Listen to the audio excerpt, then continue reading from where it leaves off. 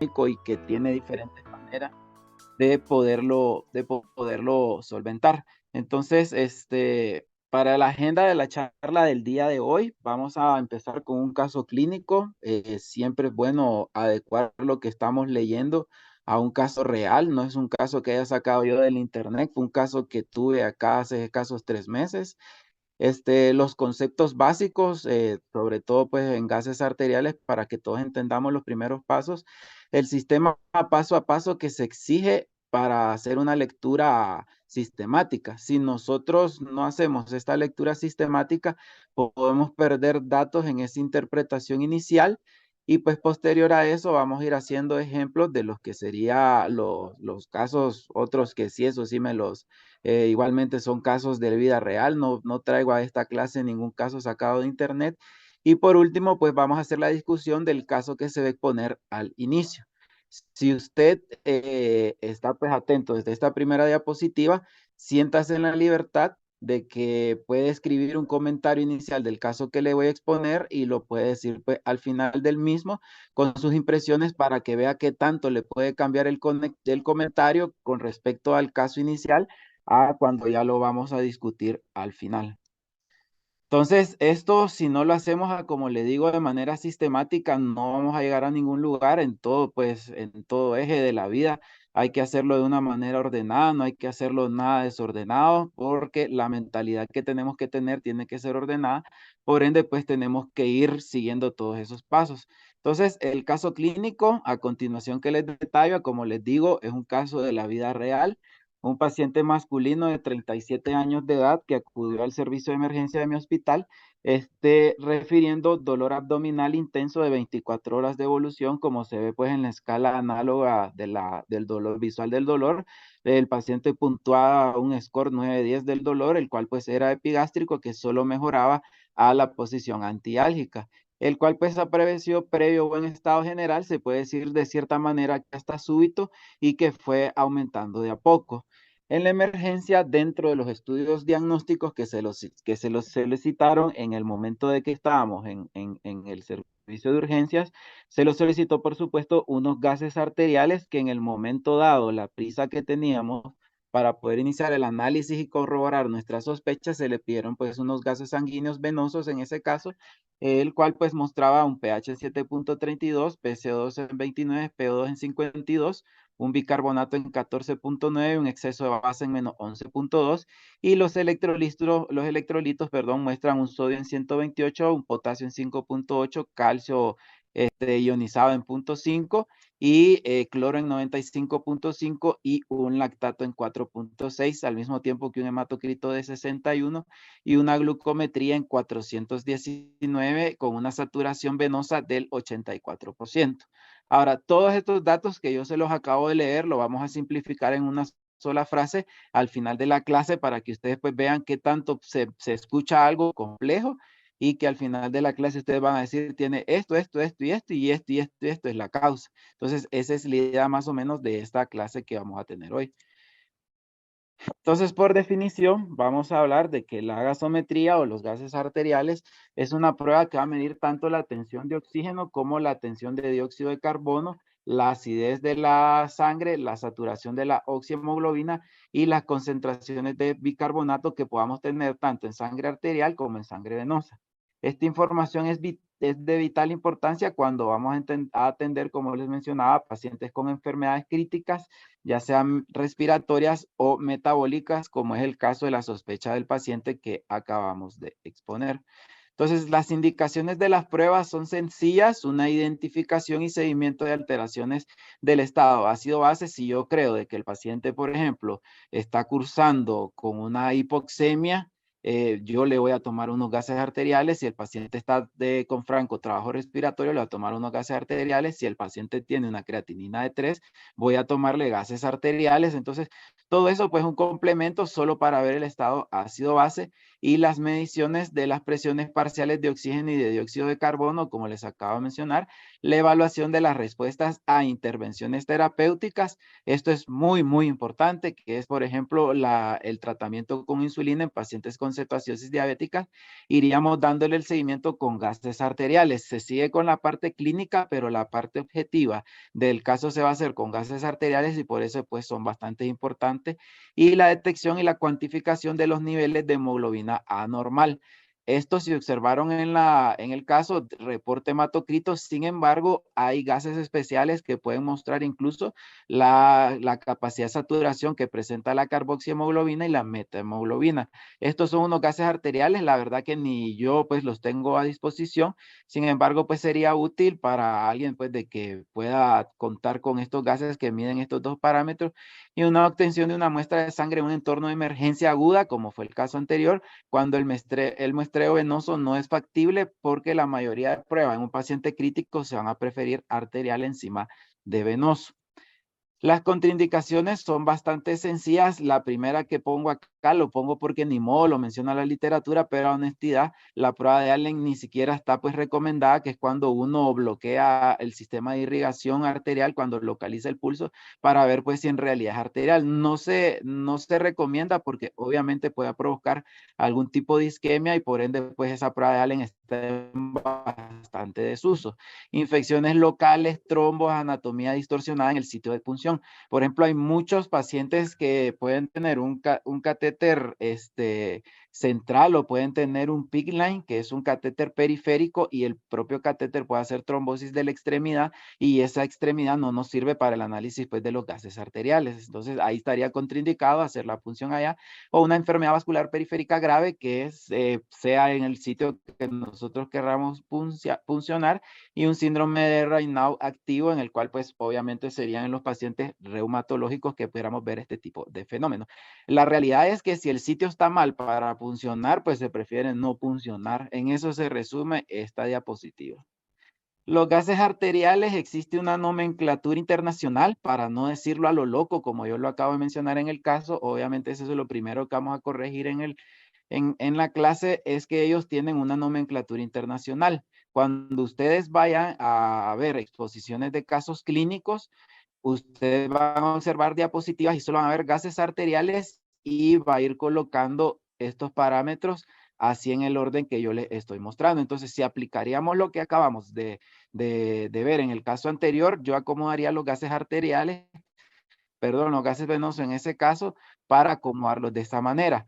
Lo puedo poner en una presentación de caso. Los gases arteriales mostraron lo siguiente y lo pongo de esta manera, y es una nomenclatura internacional que ellos tienen para el momento en el que yo haga el reporte. Si usted pues es interno o va para el internado ahorita, pues puede hacerlo de esta manera. Ya pues dependerá de la audacia de los que otros lean para saber de cómo se leen esos gases arteriales, pero pues por acá se los dejo. Obviamente, pues el pH normal, como nos han enseñado de las ciencias básicas, es 7.35 a 7.45.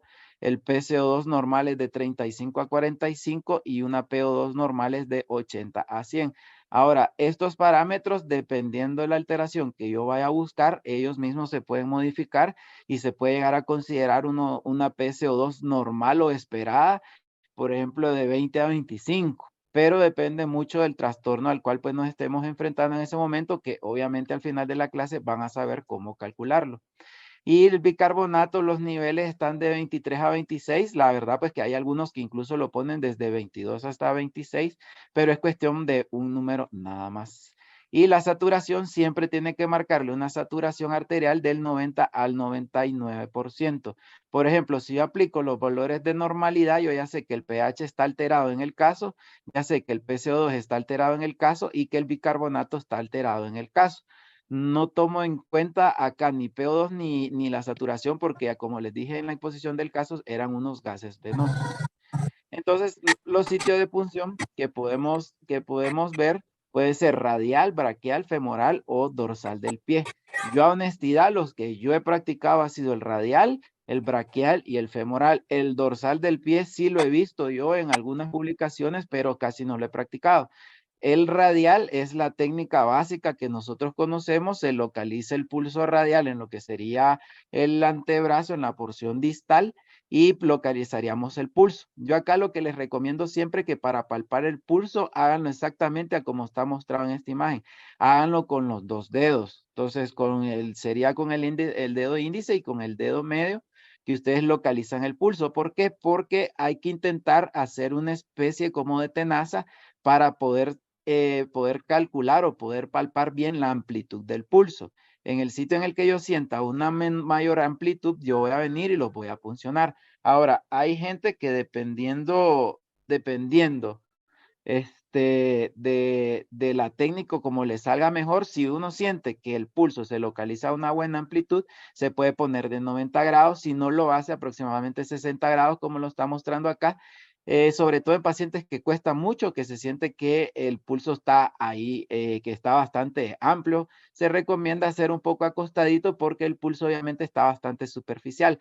Ahora, yo algo que recomendaba de lo que era el internado era colocar un soporte como se está viendo en esta imagen porque te da cierto grado de firmeza o de sujetación cuando va a puncionar al paciente porque obviamente hay que avisarle que esto le va a doler. Y la otra técnica, que es una técnica que se usa sobre todo en pacientes de cuidados críticos, que es la técnica del sitio de punción femoral, que obviamente uno localiza el ligamento inguinal con la porción del cuádriceps y hace una especie de triángulo en ese sitio donde uno siente igualmente, hace la misma técnica de palpar el pulso con los dos dedos y uno pues localiza el pulso femoral por debajo de lo que sería el ligamento inguinal, ahí mete la agujita, la introduce en un ángulo ya sea de 90 a 80 grados y va a lograr conseguir ahí el pulso femoral. Ahora, ¿cuántas punciones o cuántas veces se recomienda al día que nosotros puncionemos a un paciente? Cuando yo le digo punción, son punciones exitosas. Ahí no están metidas las punciones que no logramos obtener muestra. Entonces, se permiten 4 gases al día como máximo. Por lo general, en intensivo siempre se hacen unos a las 5 de la mañana, se hacen otro a la 1 de la tarde y otro a las 9 de la noche para ver cómo va en el transcurso del turno y que igualmente pues se puedan hacer tres gases. Ahora, ni en la propia cetoacidosis diabética está permitido hacerlo cada hora porque lo que se busca hacer en meta en ese caso son glicemias, la que queremos cuantificar y eso se hace con glucotés o con glucometrías. Los gases se hacen igual 3 veces al día, no es necesario estarlo funcionando tampoco cada hora. Entonces, ahora bien importante la parte del kit que nosotros vamos a utilizar porque hay algo de que tenemos que entender que los gases arteriales se transportan en un termo refrigerado. No podemos tomar unos gases y andarlos en una bolsa o meterlos en la bolsa de la bata e irlos a procesar a la media hora que hayamos terminado 4 gases. Entonces, en esa parte siempre se prefiere andarlos en un termo refrigerado, no pasa nada, aguanta su rato así, a diferencia de que los metamos en la bolsa de la bata. Muy importante que hay estudios con xilocaína en spray para tomar muestra para disminuir el dolor. Obviamente, pues según lo que investigaron, sí hay una menor percepción de dolor cuando uno se hace gases arteriales, pero aplicando xilocaína 2 minutos previamente a hacer la punción cuando ya tenemos el pulso bien localizado. Yo en lo particular lo practico bastante. Funciona bastante bien, incluso para la parte psicológica del paciente, porque uno cuando le dice, le voy a sacar unas muestras, pero son arteriales, le va a doler. Ya desde ahí arranco yo con el factor de corrección, porque el paciente puede empezar a hiperventilar del nervio y ya puedo alterar parámetros. Entonces uno perfectamente le dice, le va a doler, pero le voy a colocar anestésico local mediante spray y soluciona bastante ese problema y evidenciado científicamente de que sí funciona y lo trasladamos en un termo refrigerado para su posterior análisis. Ahora, para hablar de gases arteriales tenemos que entender que primeramente vamos a hablar de trastornos primarios. ¿Qué es el trastorno primario? Es el que suponemos que es la primera alteración que va a tener el paciente. Entonces, aquí es donde arranca la interpretación sistemática de este asunto, el cual pues va a dividir el pH en un pH normal o en un pH anormal.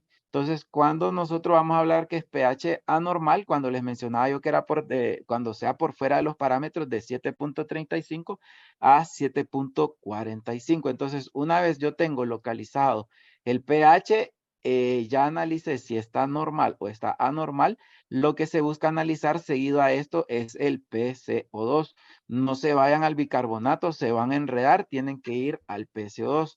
Entonces, posteriormente a que yo veo que si el PCO2 está bien, el pH está bien, el PCO2 está bien, entonces yo pasaría a analizar el exceso de base o el bicarbonato. Cualquiera de los dos está bastante permitido.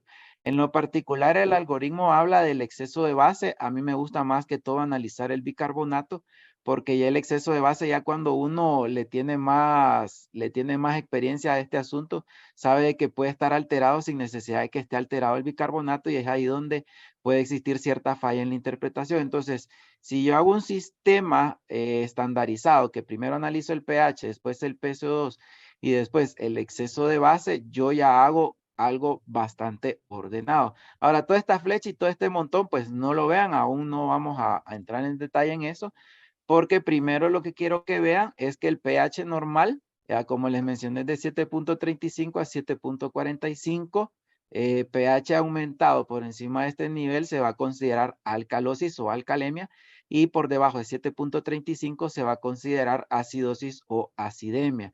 Ahora, siempre tienen que recordar eso, más de 7.45 y menos de 7.35.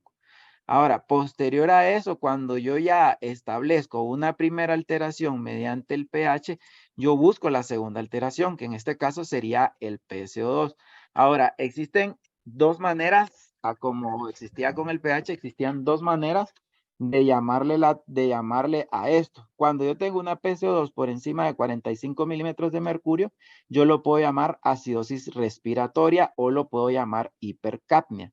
Ahora, yo preferiría que ustedes utilizaran el término de acidosis respiratoria, porque hipercapnia se escucha como que de base ya está alterado. Sin embargo, como les dije, hay momentos en que donde esto se puede alterar, y una hipercapnia per se va a ser una acidosis respiratoria, sea cual sea la causa. Entonces, si ustedes miran un PCO2 por encima de 45, le van a llamar acidosis respiratoria, y un PCO2 por abajo de 35 van a llamarle una alcalosis respiratoria. Ahora, tiene que existir congruencia entre el paso 1 y el paso 2. ¿En qué sentido?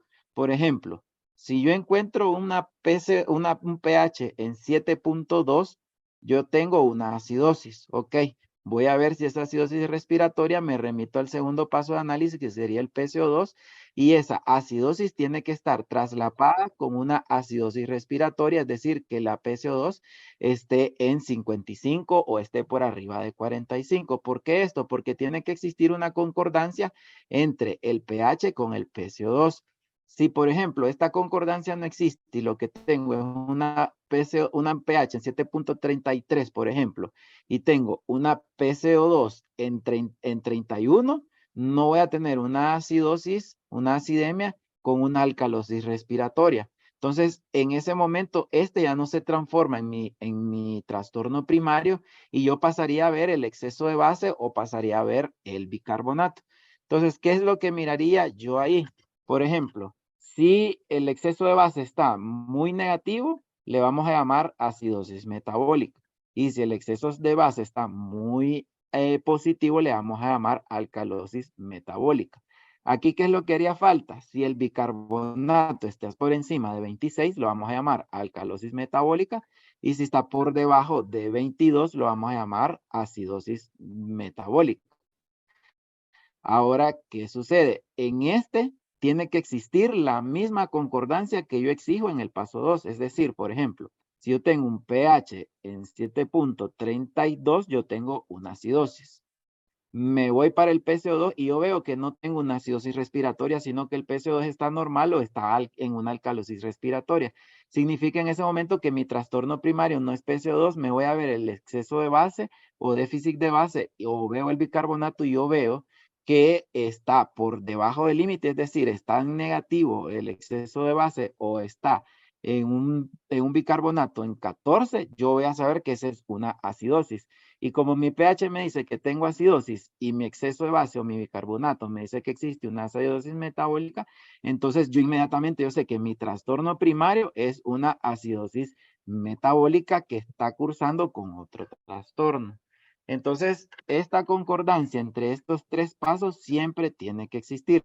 Yo veo alcalosis, le busco la alcalosis respiratoria, no la obtengo, entonces mi trastorno primario pasa a ser metabólico y yo empiezo a ver de que en la parte metabólica sí concuerda con el trastorno que estoy viendo a nivel de pH y entonces yo en ese momento pues ya obtengo mi trastorno primario. Ahora, esta parte, por decirlo así, es la más sencilla de entender. Porque posterior a que yo pueda tener una alteración primaria mediante acidosis respiratoria o alcalosis respiratoria, o sea, mediante un trastorno primario por alteración en el metabolismo, yo tengo que calcular qué me está compensando eso. Es decir, el respiratorio compensa al metabólico y el metabólico va a compensar al respiratorio. Entonces, lo primero aquí es determinar quién fue primero, si fue el huevo o fue la gallina. Entonces, en este caso, hay que verlo con estos pasos para obtener el trastorno primario y posteriormente, pues, hay que investigar qué fue después de este trastorno primario. Entonces, lo que les acabo de mencionar en ese algoritmo se resume en esta sencilla tabla. Por ejemplo, la alteración primaria, yo voy a esperar, aquí está. Si yo creo o hablo que existe una acidosis metabólica, yo sé que mi pH va a estar disminuido y mi bicarbonato va a estar disminuido. Si yo siento que mi trastorno primario va a ser una acidosis respiratoria, significa que el pH va a estar en una acidemia y el PCO2 va a estar aumentado. Igual, si yo siento que mi trastorno es una alcalosis metabólica, igualmente yo voy a pensar que mi pH tiene que estar aumentado y mi bicarbonato tiene que estar aumentado. Si yo siento que mi trastorno primario es una alcalosis respiratoria, tengo que tener un pH en alcalemia y tengo que tener un PCO2 en alcalosis respiratoria. Es decir, siempre observamos pH, posteriormente observamos PCO2 y si no obtengo mi respuesta que yo espero, me paso al siguiente. Entonces, para decirlo de una manera más simplificada, para que mi trastorno sea primario, el respiratorio, el pH tiene que ir en contra del PCO2, es decir, si el pH está disminuido, el PCO2 tiene que estar aumentado. Igual, si yo siento que mi trastorno primario es una alcalosis respiratoria, mi trastorno de pH, que es lo primero que analizo, tiene que estar aumentado y mi PCO2 tiene que estar contrario, es decir, tiene que estar disminuido. Si yo no encuentro esta discrepancia entre el pH y el PCO2, ahí no hay donde perderme, yo ya sé que mi trastorno primario va a ser meramente metabólico. Ahora, a este trastorno primario que identifico le tengo que ver cuál es su grado de compensación y eso lo hago buscando el trastorno secundario. Entonces, por ejemplo, aquí, pues, como ya les mencioné, tengo este caso. En este caso, volvemos a repasar un poquito la nomenclatura, como le dije, primero reportamos pH, posteriormente reportamos PCO2, posteriormente reportamos PO2, después de eso bicarbonato y después de eso saturación. Entonces, este es el mismo caso que arrancamos y le vamos a buscar el trastorno primario a eso. Entonces, si se fijan, mi primer paso, mi pH está disminuido. Ok, yo ya sé que en ese momento tengo una acidemia. Me voy a la PCO2. Yo veo que la PCO2 está disminuida. Entonces, como ya sé que el pH y la PCO2 no están contrariados, por así decirlo, yo ya sé inmediatamente que mi trastorno primario va a ser metabólico. Entonces, paso de pH a analizar bicarbonato y si se fijan bien, tengo un pH en 7.32 con un bicarbonato disminuido. Entonces, si yo ubico estos dos valores en esta tablita, ¿qué me voy a encontrar? Que el paciente tenía pH disminuido, en bicarbonato disminuido, va a ser una acidosis metabólica. Entonces, ¿qué es el siguiente paso o lo que yo buscaría encontrar en este paciente? Si el sistema respiratorio me está compensando esa acidosis metabólica. Eso sería mi segunda meta. Por el momento ya la tarea ya la arrancamos, que sería identificar el trastorno primario. Entonces, el trastorno primario, los gases que les mencioné ahorita, es una acidosis metabólica, como ya algunos pues lo han ido observando. Entonces, para el trastorno secundario van a existir ciertas reglas que yo las tengo que recordar muy frecuentemente. Y el primer error que sucede de manera muy frecuente es creer que un trastorno está compensado al obtener un pH normal, porque yo digo, ok, tengo un trastorno primario que ya está el pH como normalizándose o la otro valor está normal. Sin embargo, todos los valores se alteran cuando yo localizo mi trastorno primario y yo tengo que calcular cuál es el valor normal para en realidad decir de que sí en realidad yo tengo amortiguado mi trastorno primario. Entonces, solamente lo que vamos a ver es una amortigua mientras el sistema metabólico y el respiratorio van a compensar. Es decir, lo mismo que les mencioné anteriormente. Si mi trastorno primario es un metabólico, entonces quien me lo va a compensar es el respiratorio. Si el sistema respiratorio es el que está alterado, quien me lo va a compensar es el sistema metabólico. Una regla que existe que la compensación respiratoria es mucho más rápida que la compensación metabólica, porque sencillamente la respiratoria va a depender de mi trabajo respiratorio, no necesito más. Es decir, mi centro respiratorio va a obtener un pH anormal, va a saber que la alteración es mediante el metabolismo, entonces sencillamente solo manda la señal, hay que respirar más y el cuerpo empieza a respirar más o empieza a respirar de manera más pausada o hace un intercambio mucho menor. Sin embargo, cuando la respuesta es metabólica, tiene que recibir el riñón la respuesta que hay hay una alteración en el sistema respiratorio y por ende el riñón no funciona de una manera tan rápida como el respiratorio, entonces el trastorno metabólico sí se tarda un tanto más en compensar, no tanto así el respiratorio. Lo que siempre vamos a buscar es cómo cuantificar, identificar estos trastornos de una manera práctica y sencilla, qué cantidad compensará el sistema respiratorio y qué tanta cantidad va a poder compensar el sistema metabólico. Y en este paso, cuando yo ya busco el trastorno secundario, ya no hay que utilizar los valores de referencia, sino los valores que yo voy a calcular. Ahora, ahí lastimosamente para encontrar el trastorno secundario, sí, cada trastorno tiene su propia fórmula y es ahí donde yo les digo, ustedes lo que tienen que cargar es esta tablita con las ecuaciones que yo le voy a mostrar a continuación. Mi idea con esta clase no es explicarle cómo la anidrasa carbónica, según los que lo estudiaron hace 100 años, van a compensar eso, porque obviamente eso no se van a acordar el día de mañana, pero sí se van a acordar de la fórmula y sí van a saber qué trastorno es el que existe. Entonces, es de ahí de que de la parte teórica vamos a pasar a la parte práctica. Entonces, por ejemplo, arranquemos con el trastorno más común o el que podemos decir que es el más amplio de todos, que es la acidosis metabólica. Entonces, cuando yo quiero saber como mi trastorno primario es una acidosis metabólica, yo digo, quiero ver qué hace el sistema respiratorio. Entonces, como yo quiero calcular sistema respiratorio, ¿qué voy a calcular? Es la PCO2. Entonces, la PCO2, la fórmula es la famosísima fórmula de Winter, pregunta clásica de pase de visita de medicina interna, ¿cuál es la fórmula de Winter para calcular la compensación de una acidosis metabólica?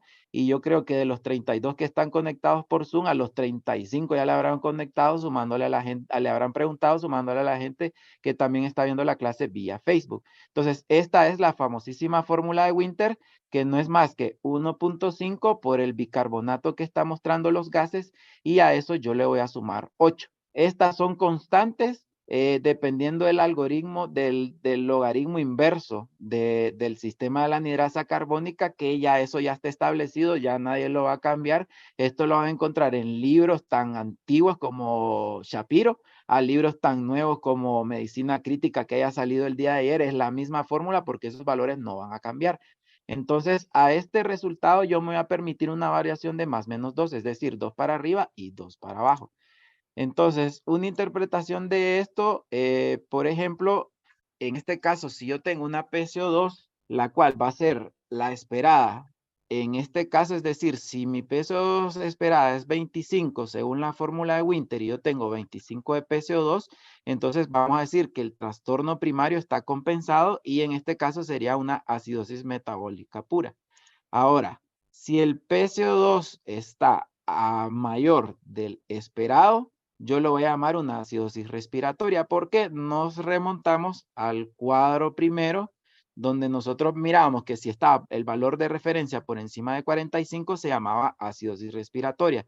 Como en este caso nos olvidamos de los valores de referencia, sino el valor que me da mi fórmula, yo tengo este nuevo margen de referencia. Entonces yo aplico el mismo criterio. Si la PCO2 está encima de mi valor esperado, yo lo voy a llamar una acidosis respiratoria, es decir, una acidosis metabólica que está cursando actualmente con una acidosis respiratoria.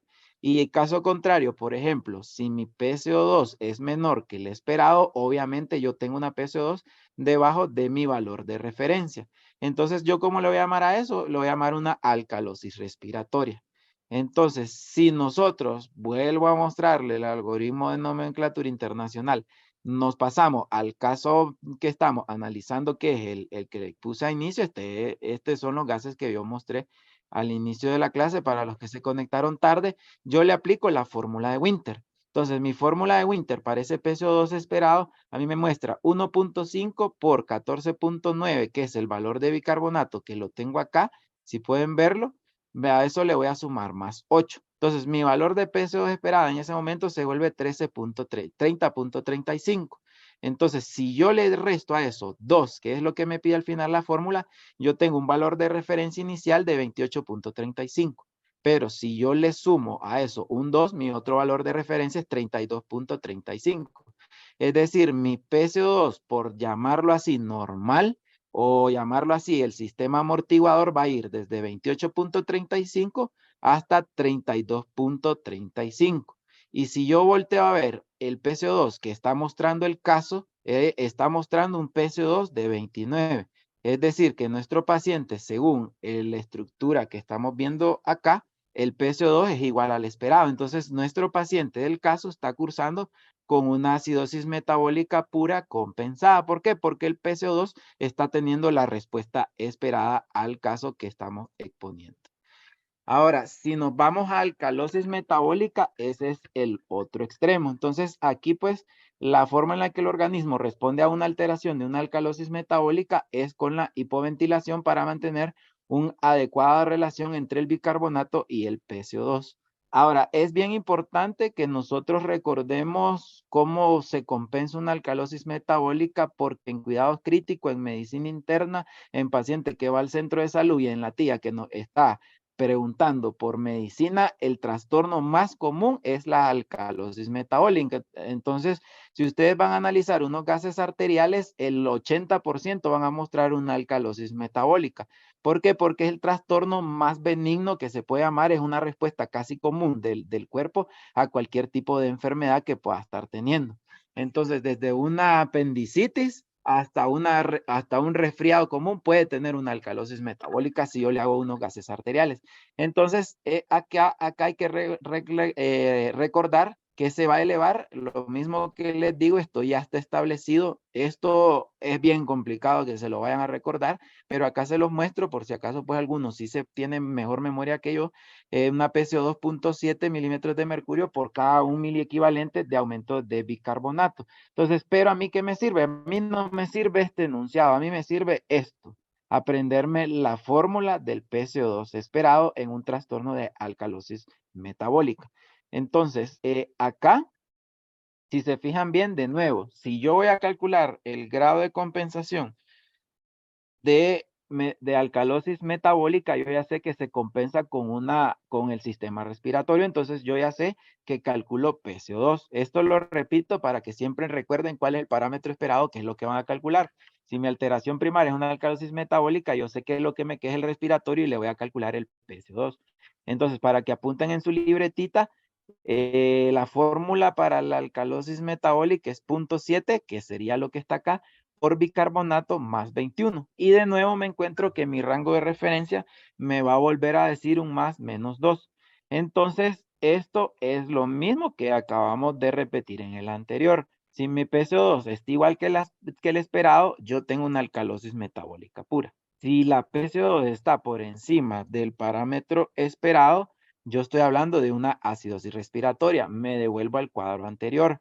Cuando el peso está encima del valor normal se llama acidosis respiratoria, y cuando el peso está encima de mi valor de referencia, el valor amortiguador o el valor esperado, yo le voy a llamar una alcalosis metabólica. Entonces, a toda gasometría que yo le encuentre pH aumentado, PCO2 disminuido, y yo le vaya a encontrar un bicarbonato igualmente disminuido, yo le voy a calcular el PCO2 esperado en este caso para ver cuál es el trastorno secundario en este caso.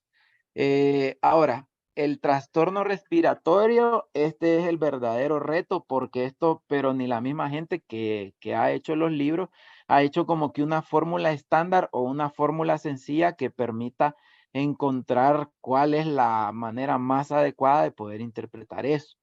Estos vamos a dividirlos en agudos y crónicos dependiendo del grado de compensación metabólica. Ahora, como regla general, un trastorno respiratorio se va a considerar agudo cuando tenga menos de 48 horas de evolución y se va a considerar crónico cuando tenga más de 48 horas de evolución.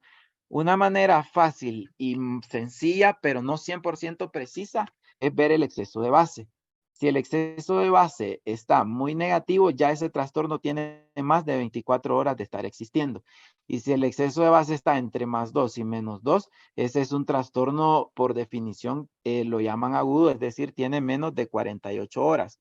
Pero ojo, yo lo que recomiendo para saber si mi trastorno es agudo y crónico es sencillamente me remito al paciente, le hago la historia clínica y él me dice, tengo EPOC de evolución de hace 10 años, yo no me voy a matar más. O sea, en ese momento el mismo paciente me está avisando que su cuadro es crónico y el trastorno respiratorio que yo le vaya a encontrar, sí o sí, va a ser crónico y muy difícilmente va a ser agudo. Ahora, que pueda ser crónico agudizado son otros 100 pesos, pero siempre se va a considerar en este caso un trastorno crónico. Ahora, por ejemplo, el caso del paciente anterior, el paciente que estoy poniendo, si se fijan bien, tiene 24 horas de evolución y él ya tiene un sistema respiratorio que le está compensando. ¿Por qué? Porque el trastorno respiratorio está compensando al metabólico y lo compensa de una manera mucho más rápida que un metabólico compensa un trastorno respiratorio. Entonces, por eso con ese paciente es muy fácil saber por qué ese trastorno ya está corregido apenas con 24 horas de evolución del caso, pero no es tan, pues, tan sencillo o poderlo obtener. Ahora, existe una fórmula que la verdad es una fórmula bastante imprecisa, no la copien tanto, pero se dice que el exceso de base esperado va a ser PCO2 menos 40 por 0.4. Yo a honestidad cuando la practico nunca me da como tiene que dar, entonces yo lo que hago fácil es que mejor lo calculo según la tabla que les voy a mencionar. Entonces, esta tabla va a dividir la lectura de unos gases arteriales en dos maneras. La manera fisiológica, es decir, que tanto se altera el PCO2 dependiendo de la alteración del bicarbonato. Y la otra que es el modelo, según el exceso de base, que es el que yo le acabo de mencionar en la diapositiva anterior. Entre los dos es más para mí exacto, yo practico mucho más este. Si ustedes miran bien, si nos vamos a la parte teórica, aquí me dice un trastorno primario de acidosis respiratoria, va a aumentar el PCO2, va a disminuir el pH, que es lo que hablamos, y como una respuesta secundaria, va a tener un aumento del bicarbonato dependiendo del delta del bicarbonato entre el delta del PCO2, que va a aumentar 0.1 por cada milímetro de mercurio, y eso se va a considerar agudo. Eso ni yo lo digo, ni yo lo pregunto. Entonces, eso lo vamos a aprender a pasar a una fórmula. Igual lo mismo se habla que el aumento tiene que ser, para ser considerado crónico, tiene que ser 0.3 por cada aumento entre esta ecuación. Ahora, si nos pasamos al otro lado de alcalosis respiratoria, no se me ofusquen, ya lo vamos a ver de una manera más fácil de aprendérselo.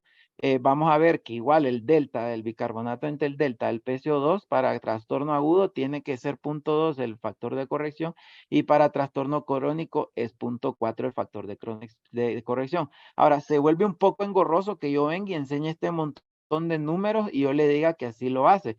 Así lo hago yo porque le estaría diciendo una soberana mentira porque así no los calculo. Entonces, yo sé que esta tabla existe, yo sé que esta tabla está en el libro, está en este artículo, que si cualquiera puede ir y va a la bibliografía y lo corrobora que esta tabla sí está tal cual. Entonces, ¿qué es lo que hacemos nosotros en la residencia? Lo pasamos a una tabla mucho más sencilla de explicar.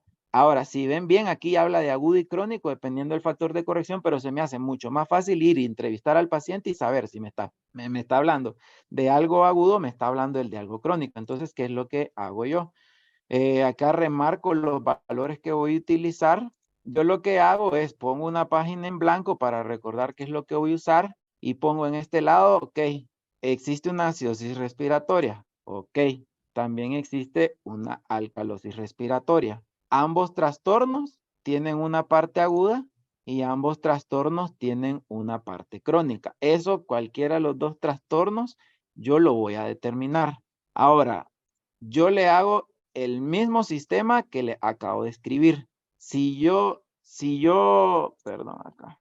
Si yo vengo, le hago acá esta crucita, yo me vengo y la anterior tabla yo la hago acidosis respiratoria, alcalosis respiratoria, agudo crónico. Ok, solo hago esta cruz, punto 1, punto 2, punto 3, punto 4.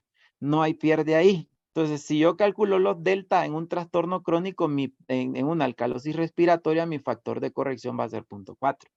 Si yo ya sé con esta crucita, si mi trastorno primario, si mi trastorno es una acidosis respiratoria y el cuadro es agudo completamente, yo sé que mi factor de corrección en la fórmula va a ser punto 1. Si se fijan bien, es pasar lo que está escrito en un libro, pasarlo a un sistema que yo fácilmente me acuerdo. Solo pongo acidosis lado izquierdo, alcalosis lado derecho. Pongo agudo por encima del crónico y solo empiezo a llenar con números, punto 1, punto 2, punto 3, punto 4.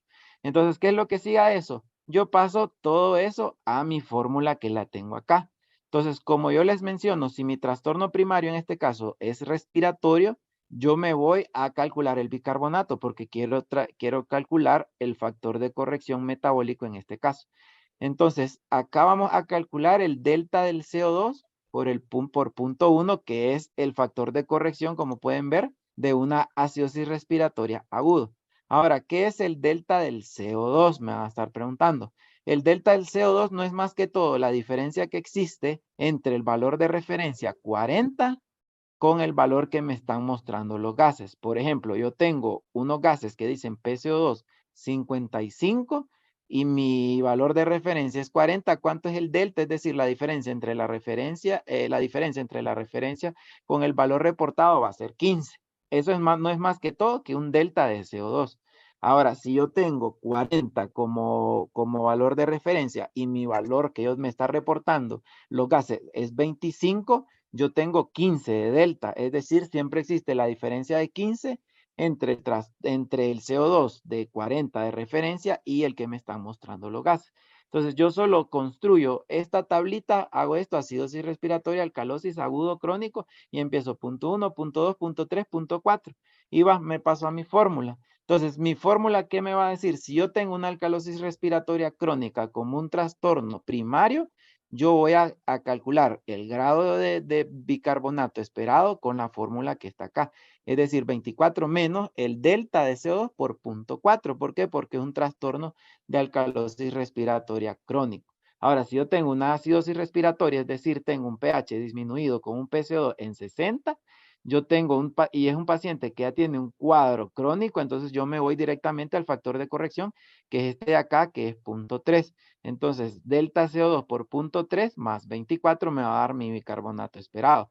Ahora, ¿cuánto es el valor de intervalo que va a tener esto? Va a ser el mismo que el anterior, va a ser más menos 2. Aquí qué pena, no se lo puse, se me fue por alto ponerle ese más menos 2.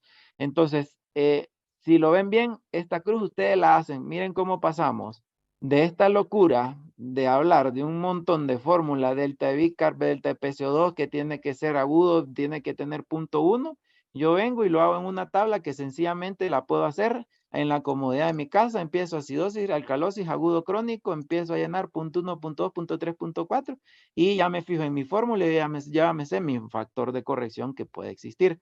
Aquí lo importante es saber de dónde viene y lo importante es saber qué voy a hacer con lo que me están exponiendo acá. Entonces, lo que podemos usar aquí.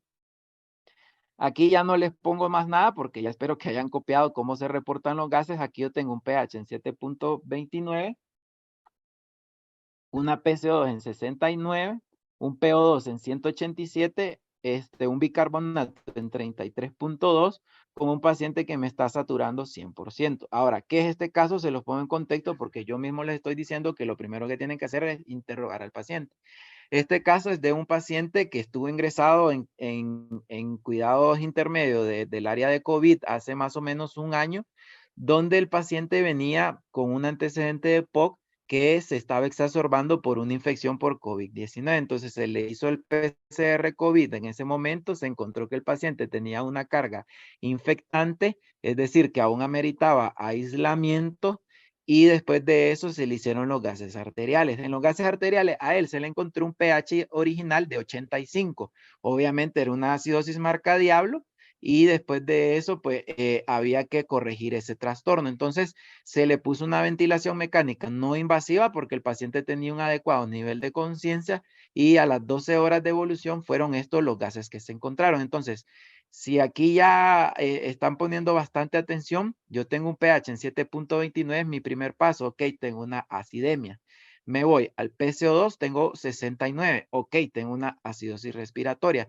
De aquí yo ya no tengo pierde. ¿Por qué? Porque el trastorno, el valor de referencia pH está disminuido, el PCO2 está aumentado, y eso ¿cómo se llama?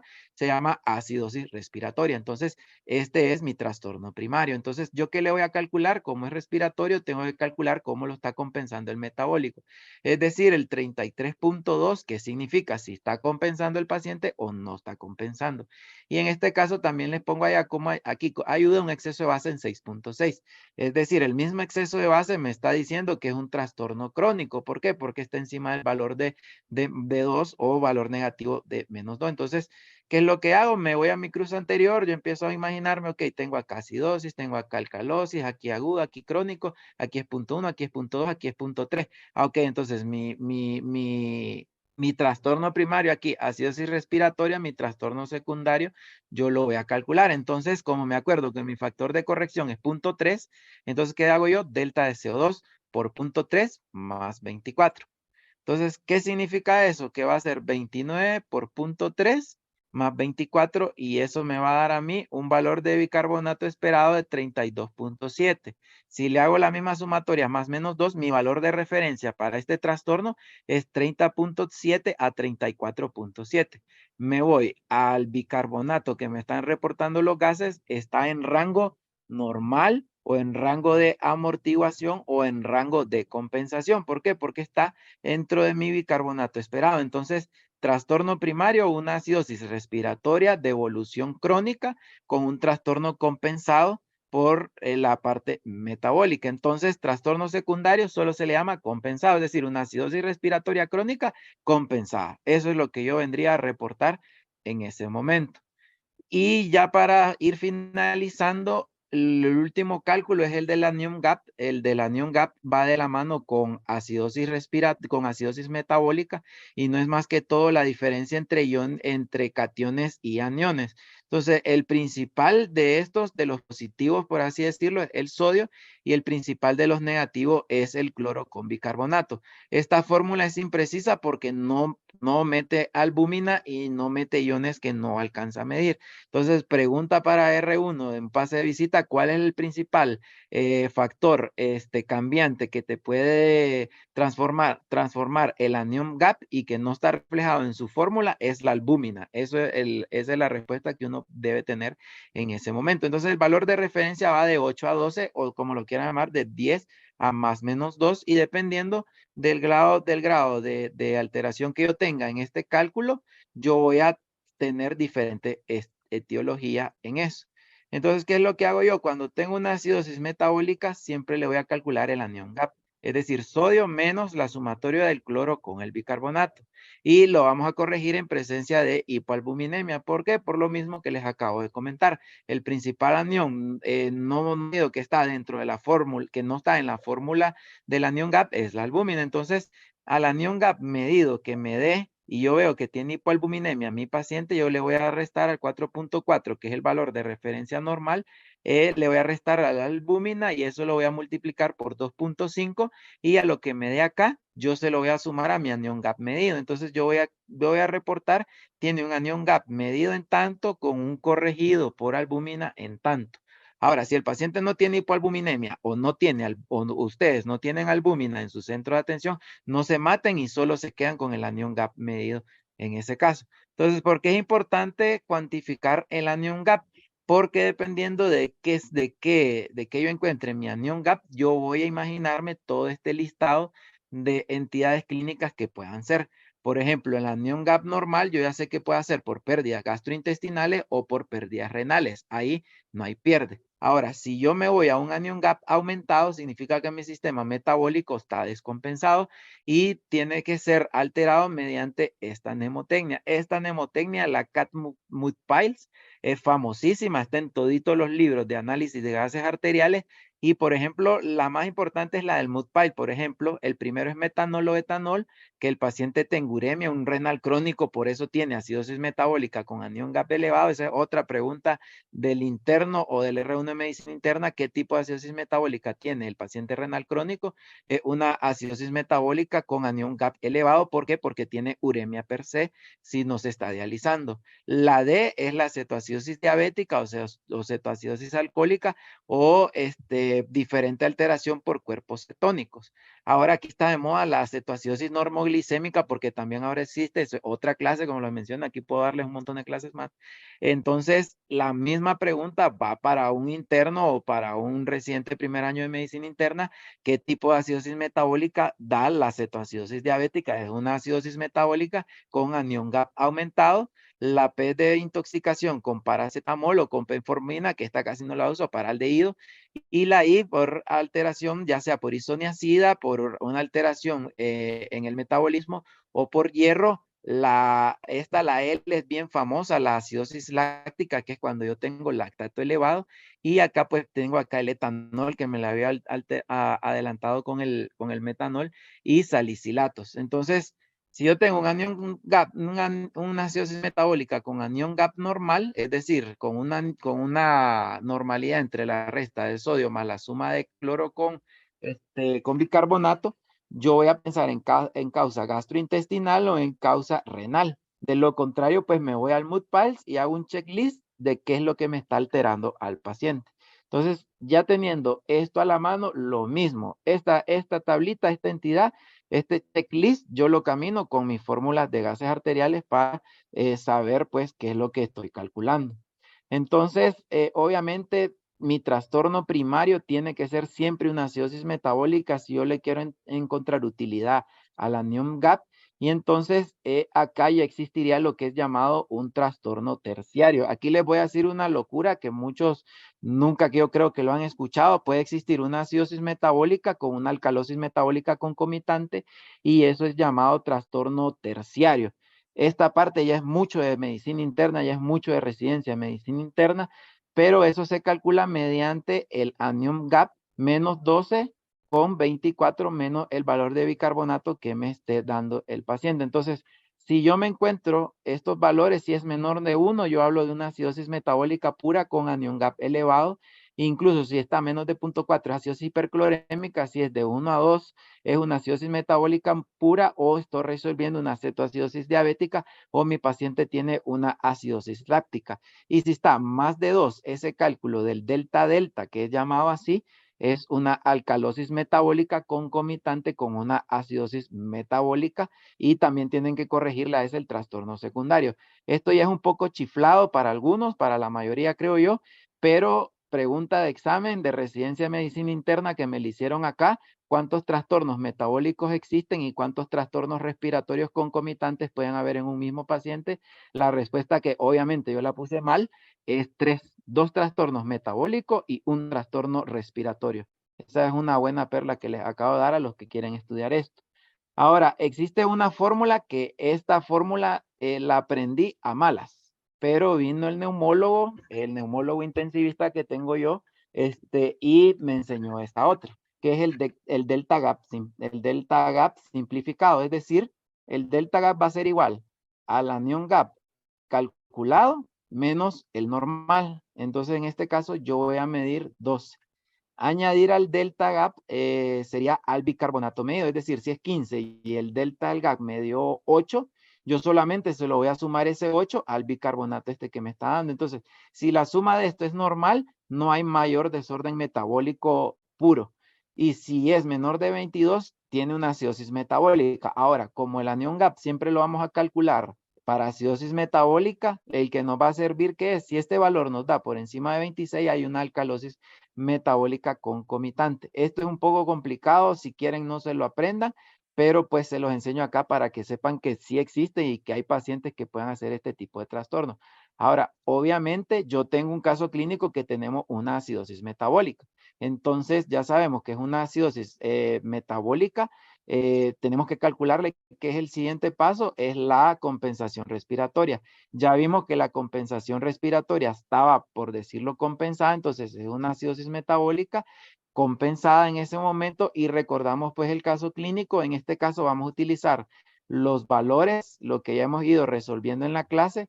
El trastorno primario va a ser una acidosis metabólica. El trastorno secundario no tengo, ¿por qué? Porque mi PCO2 está dentro del rango esperado, es 30.35, entonces es un trastorno compensado. Ahora, yo le mido el anión GAP porque esto le tengo que poner nombre, segundo nombre, apellido y segundo apellido. Entonces, el anión GAP en este caso es 128, que es el valor del sodio que me están reportando en este caso, 95, que es el valor del cloro, y 14.5, que es el valor de bicarbonato. Entonces, en este caso sería la sumatoria de esto, le resto yo al 128 y medio 18. Entonces, yo tengo un paciente con una acidosis metabólica compensada con un anión GAP elevado. Me voy a mi checklist, lo comparo con lo que tiene el paciente y ya tengo yo un preliminar, un diagnóstico preliminar de qué es lo que me puede estar dando una acidosis metabólica en este paciente. Ahora, a los que son más amantes de esto, que esto sí me lo exigen a mí siempre calcularlo, es calcular el trastorno terciario en este caso, que sería el anión GAP que yo medí menos el 12, que es el valor de referencia medio 6. Ese 6 yo se lo sumo al bicarbonato, que es 14.9, 6 más 14.9 va a ser 20.9 y me voy a lo que les di, el rango de referencia no está mayor de 26, ok, es una acidosis pura. Entonces, si yo le quiero poner nombre completo al caso clínico que acabamos de ver en el transcurso de la clase, yo voy a dar un diagnóstico gasométrico certero, el cual es una acidosis metabólica pura compensada con anión GAP elevado. Y ahí se termina mi análisis. Si usted como interno llega y le dice a su R1 que el paciente tiene una acidosis metabólica pura compensada con anión GAP elevado, créame que ya le están poniendo 80 puntos en su rotación de medicina interna, porque este diagnóstico gasométrico, al menos yo cuando era interno, no era ni capaz de identificar bien el primario, pero ahora pues ya puedo calcular el terciario y ahora se los dejo a ustedes facilito para que lo puedan calcular, incluso ustedes puedan reportar un trastorno primario, un trastorno secundario y un trastorno terciario. Obviamente el terciario solo en acidosis metabólica porque ahí tiene que ver el anión GAP.